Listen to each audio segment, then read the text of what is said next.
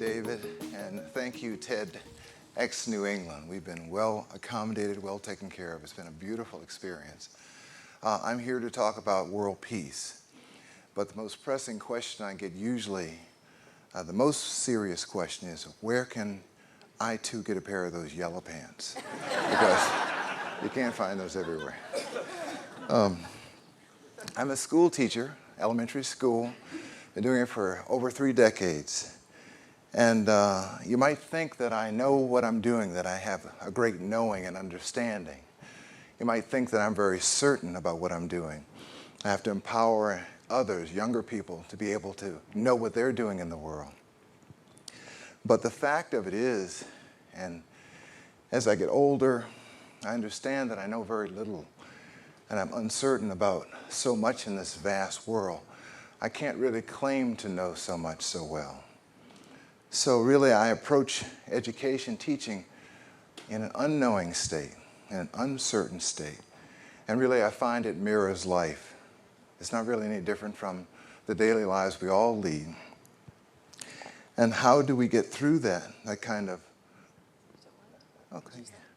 How do we get through that kind of unknowing? I'm in stereo now, that's great. Well, I use a game. It's called the World Peace Game, and I'll tell you a little bit about it. But every year, for the last 35 years or so, my 4th graders tackle the biggest global problems, and they solve them in ways that I cannot imagine, I cannot predict, I barely understand sometimes. And they do it through a number of ways, a number of methods. First, I'll describe the game you're going to see, and you'll also see a 3-minute clip of it to actually get a figure of the structure. There are about 30 children in the classroom, and the game itself is a 4-foot by 4-foot by 4-foot plexiglass tower. It towers over some of the students in the classroom. It's a massive structure to them, and they come in there immediately overwhelmed with the complexity. There are 4 levels: an undersea level with undersea mining and submarine warfare is possible, little figurines I got from stores, a ground and sea level with factories and cities and universities and military and everything you can imagine on our Earth level, seas and oceans and towns and continents. There's an aircraft level about this high, about eye level for most of the kids. There are giant puffs of cotton on that level that are clouds, and they can be moved around by one of the students who plays the random or weather goddess. She'll take a little wand and give you heavy weather or give you nice weather, depending on how she feels. And we have a top level, outer space level. There's asteroid mining, a space station, killer and research satellites, International Space Station space programs. Not all countries have one, but there is some activity in space that affects the entire planet. With this giant geopolitical simulation, the students gather around. They're divided into 4 countries. There's a United Nations body, a few kids play that role. There are arms dealers, and there's a World Bank. And the 4 countries, Prime Minister, Secretary of State, Minister of Defense, and a CFO. You have to have your CFO. You know, if you run out of money in the middle of a battlefield, you're in really big trouble. They find that out. So they're in their cabinets on each side of the board, 4 countries, and each country has a different asset value. Some are poor, some are wealthy. And there are basically 50 interlocking problems that I give them, including global warming, famine, disease, nuclear waste, which I think we solved earlier this evening, today. Some of our young students have solved that problem. I'll pass it on to my 4th graders. But we give them so many intractable problems, and they're tied together in an algorithm, a chaos algorithm, so complexly that if one thing changes, everything changes. I deliberately over-complexify the situation. They're 9 years old, but they have proven time and time again that complexity is no matter for them at all. So we have the situation with the problems, and finally there's an ultimate problem. There's a saboteur. Someone in the group I have chosen. I've asked them, they have a sort of high-functioning dual-mindedness. I've asked them to basically play their role to try and solve this game for world peace, and at the same time try to destroy everything. Secretly, undermine through conversations, misinformation, misdirection, ambiguities and irrelevancies, undermine the entire structure of the game. And the children know that this person is in the room and they love it. Give us a hard saboteur, somebody we will never guess. They can attempt to if they wish. They can find this person out, and of course they can disable that function. But they love having a challenge like that. So we'll play the game. There are two conditions. The game is one when all the problems are solved, all the interlocking problems are solved, and every country's asset value has been increased from the starting point. Everyone has to win. And yet, the problems at the beginning of the game pit them in a situation where it's almost impossible to win. They almost cannot. And I've designed it deliberately to be that difficult. And time again, they solve the problems. So what I'd like to do is share a little clip with you of what the World Peace Game looks like, and then come back and explain some of the stories, some of the principles that are inherent in the experiences these children have. So here's a clip of the World Peace Game.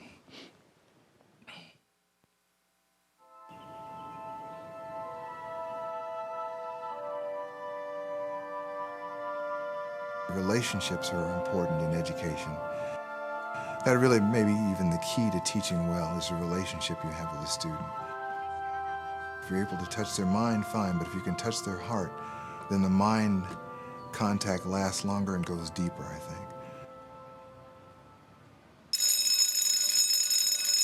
think. Welcome to the World Peace Game. I'm very, very sorry, but you're going to have fun today.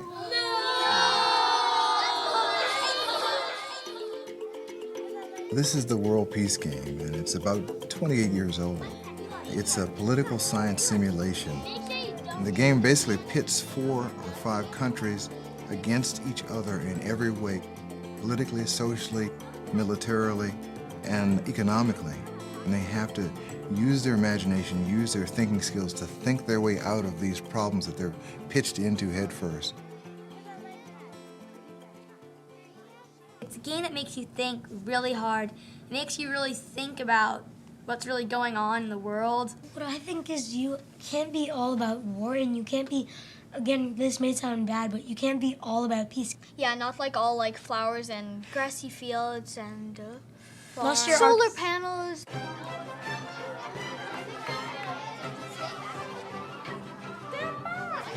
They threaten you, Miss Williams, and your cabinet to destroy the refinery complex if they are challenged. I want it to be so thrilling that they don't want to do without it, but so challenging that they almost can't do it. That kind of tension is where learning occurs. They have that love and fear, and that learning just torques on that kind of mismatch. There has to be a way we can use this. We have to figure that out. We can use this volcano, use this eruption to make something good happen. If you look on the World Peace Game map, he has like that much oil. So does Caden. And Caden's our complete ally. I don't want to be a rebel. She doesn't want to. We can make a treaty. I hope that they take away every creative thinking tool, every critical thinking tool they can, and they have a confidence that they can solve any problem, they can deal with anything. As I said to them today, if just one of you is in position to leverage something good for the world, you may save us all.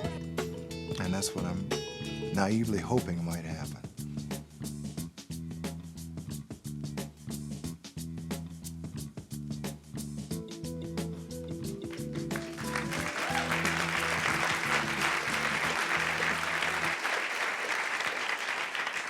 This is a clip from a film that is being portrayed here this evening in the studio.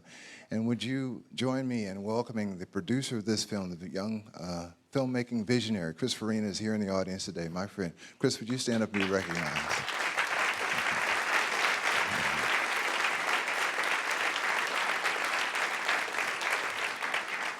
It's a great film, despite the fact I'm in it. And Chris is so good he can make a rock look glamorous, so we look really good in the film. The students, by the way, I didn't mention, read Sun Tzu's The Art of War, which I explained to them as a book on how to avoid war or get out of it as quickly as possible if you can. They're 9 years old, and they get the epigrams that are very small and very short, and sometimes they even develop their own philosophical response to that.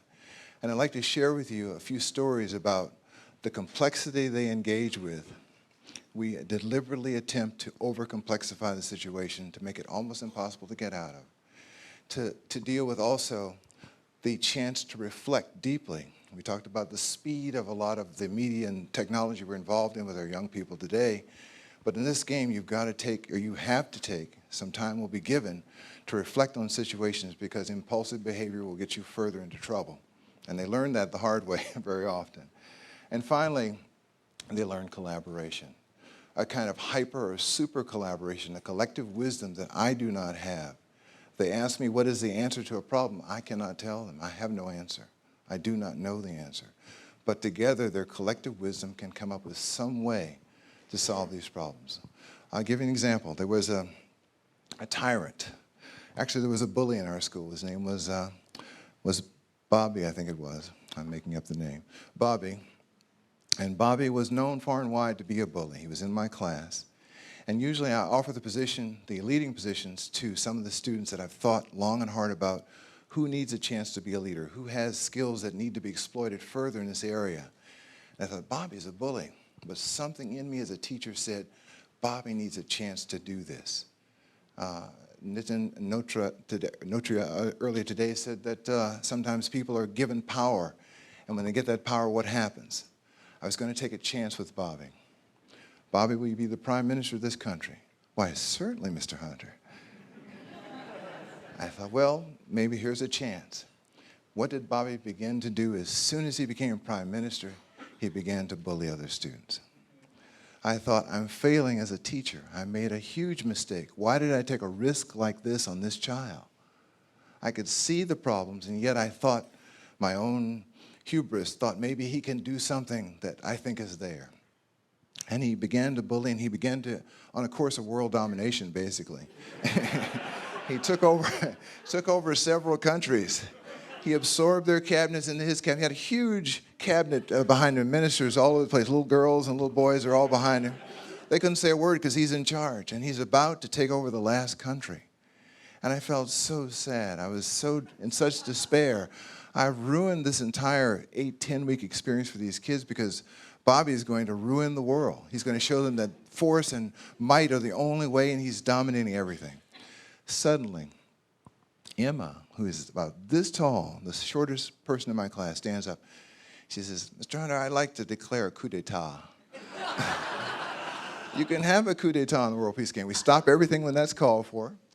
We have a series of odds-weighted coin tosses.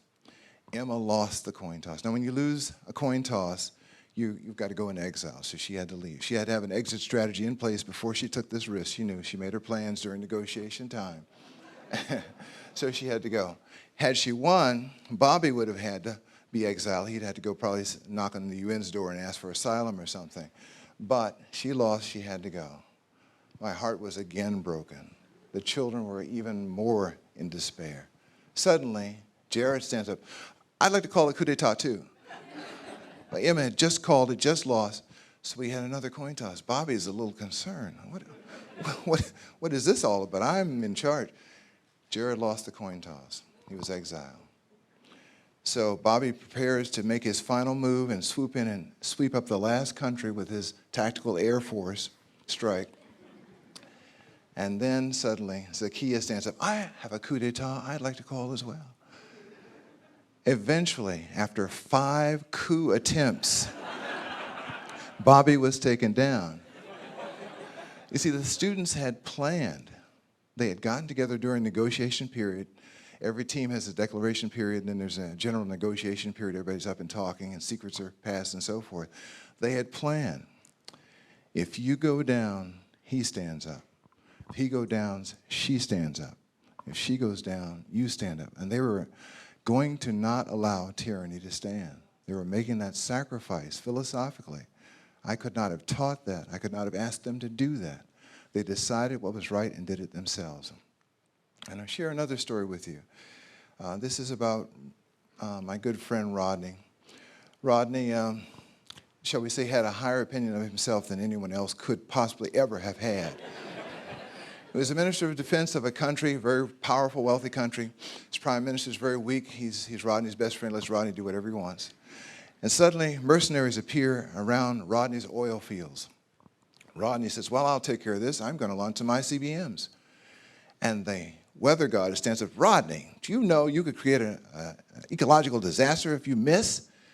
Rodney says, I know what I'm doing. And he was warned again by the UN and some other ministers.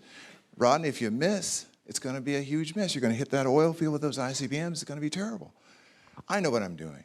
He launches the missile. He misses. The weather god gets up gleefully, "I told you so," and spreads a huge piece of black crepe paper on the aircraft level. "You've got pollution almost all over the world, Rodney." Rodney was so upset. He was shocked himself. Eventually, he was put out of the game for some other infraction. He got into a little tussle with somebody, had to be put out for a while. But I thought, Rodney's got to come back in to be a part of the solution. We cannot put him out completely. So I went home that night and I thought, you know, I'll create a way that he can come back in, possibly if we all agree. We have a tribunal. We're going to have a censure tribunal. Rodney is censured, and Rodney can present and plead his case to the entire body, and if he can plead well enough, they can vote him back in or not. So the next day, Rodney comes in, he accepts the offer, and he pleads his case. "I won't do this again. I understand what I did wrong. I'm sorry, and I should listen to the other ministers and take it." Anyway, they narrowly voted him back in. But Rodney's experience, which pushed us into deep despair, turned out to be the best thing that collectively pushed us together to a new solution. This kind of thing was what routinely occurs in the World Peace Game. And then finally, I would just say that the thing that I would like for you to act upon is what I see the students come up with every time. Again and again, they find a way, without me teaching any particular method or my ideals, which are totally sidelined in this entire experience. I cannot change policy once the game starts. They choose to use the game. The game is really a pretext. They choose to use the game to figure out ways to decrease suffering for everybody in the group. They don't ask, "Are you worthy? Did they pull their weight? Are they slackers?" They make it so everyone wins. And they use this to decrease suffering, and in the process, they increase compassion for each other without me teaching them a thing. They spontaneously do it. I don't even understand why, but they continue to do it year after year. And it's the most heartwarming, inspiring thing you can imagine to see. 9 and 10-year-olds deciding to take care of everyone. And so they use the tools, the critical and creative thinking tools they have in this game, hopefully to go forward and to reduce suffering and increase compassion. And that would be the one simple idea I would offer that we could act upon. Thank you very much.